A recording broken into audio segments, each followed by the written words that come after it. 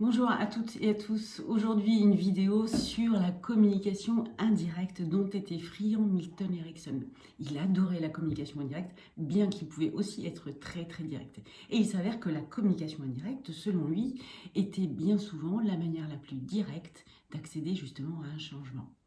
Donc pour ça, il utilisait notamment des anecdotes qui, a priori, n'avaient aucun rapport avec la problématique évoquée par la personne.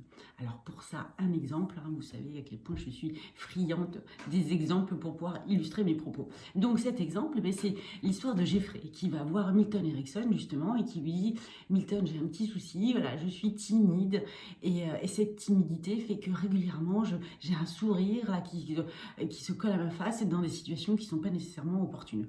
Donc ça me gêne, voilà, ce sourire-là, dû à cette timidité, ça me gêne beaucoup. Donc Milton Erickson écoute Jeffrey et il regarde ses mains, Milton, et puis il dit: tu sais Jeffrey, moi quand j'étais petit, je me suis écrasé l'index de la main droite et ça a abîmé mon ongle. Et depuis ce jour-là, eh bien, quand je dois prendre quelque chose d'important entre les mains, je le prends entre le pouce et le majeur. Et dès lors que c'est quelque chose qui n'est pas important, eh bien, je le prends entre l'index et le majeur. Et cette habitude, je l'ai gardée depuis tout petit. Et il y a une de mes étudiantes, raconte Milton, une de mes étudiantes qui était au courant de ça, et un jour, elle a voulu me montrer sa bague de fiançailles qui était ornée d'un diamant. Et je regardais cette bague, et j'ai vu du coin de l'œil que l'étudiante rougissait. Et en fait, j'ai regardé mes mains, et je me suis aperçue que je tenais cette bague entre mon pouce et mon index.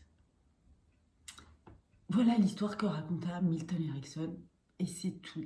Et il a laissé Jeffrey comme ça, assez dubitatif face à cette intervention. Alors bien évidemment, ça va sans dire, dans les jours qui ont suivi, la problématique de Jeffrey a complètement disparu. Il a cessé de sourire bêtement à cause de sa timidité dans des situations qui n'étaient pas opportunes.